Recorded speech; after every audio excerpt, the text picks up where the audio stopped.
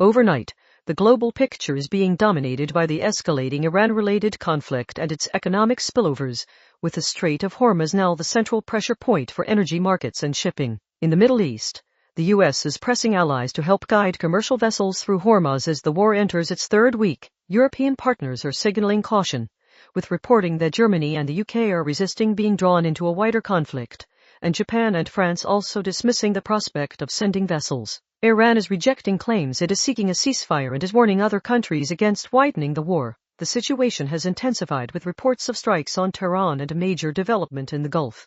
Iran has hit the UAE oil port of Fujairah and Dubai airport has been targeted by drones, prompting major aviation disruption, including British Airways cancelling Dubai flights until summer. The humanitarian and legal scrutiny is also rising. Amnesty International alleges a U.S. Tomahawk missile was likely used in a strike on a school in Minab that killed at least 170 people, mostly children. Separately, Israel is reportedly running low on missile interceptors, raising questions about the sustainability of its air defense posture if retaliatory attacks continue. Economically, the conflict is feeding directly into global inflation risk via oil and freight. Financial Times analysis underscores that Hormuz will haunt markets beyond the immediate war, and that even with oil near triple digits, parts of the U.S. shale sector are not celebrating, caught between geopolitical aims and domestic pressure to keep petrol prices low. The immediate takeaway for the global economy's renewed volatility risk, energy, shipping insurance, airline capacity and supply chains are all being repriced in real time. On the technological and artificial intelligence front, whistleblowers allege Meta and TikTok allowed harmful content to rise because outrage-driven engagement benefited their algorithms. That adds momentum to the broader global push for platform accountability, and it reinforces a key AI-era policy tension.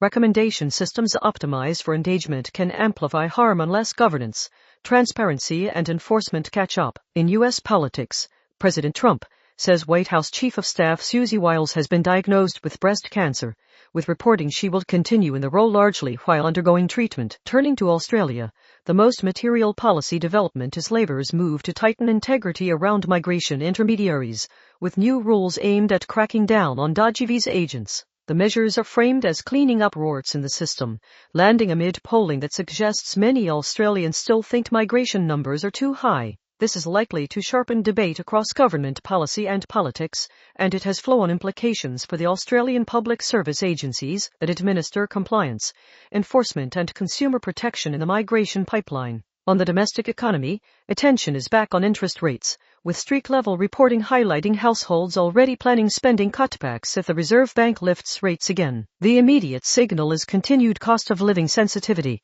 which will keep pressure on fiscal messaging and any new spending commitments. In Queensland, a teenager has pleaded not guilty to murder over an alleged role in a fatal stabbing in Logan in 2023, a case that will be closely watched as it proceeds. And in sport and community conversation, a leading Super Netball goalkeeper's return has put postpartum depression back in the spotlight, prompting renewed discussion about mental health support for new parents. That's the latest as the Hormuz crisis drives the global agenda, with economic volatility and tech accountability running close behind.